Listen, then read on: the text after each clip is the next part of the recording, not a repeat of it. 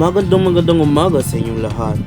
Nagbabalik ang saksi ng bayan para magandog ng nagbabagang balita.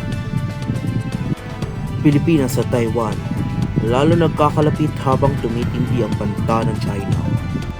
Palihim ngunit patuloy na lumalakas ang ugnayan ng Pilipinas sa Taiwan upang kontrahin ang agresyon ng China sa West Philippine Sea at Karatig Dagat. Sa kabila ng opisyal na One China policy, nagsasagawang dalawang panig ng intelligence sharing Joint Coast Guard Patrol sa Bashi Channel at military coordination.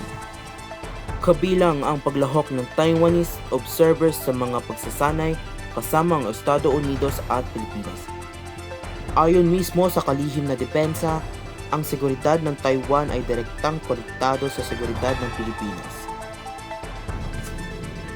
Ang bagyong Emong na unang bagyo ay nagdulot ng matinding pagbaha at mga landslide.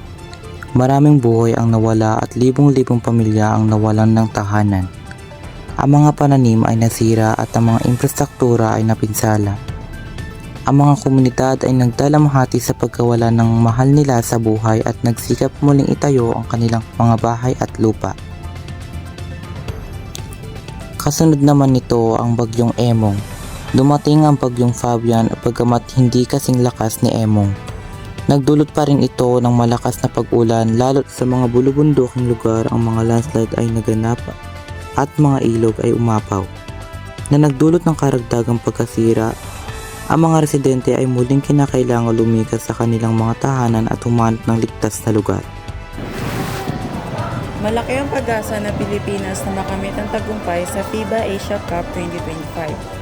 Ang Gilas Pilipinas ay handa nang harapin ang mga matitibay na kalaban sa kompetisyon.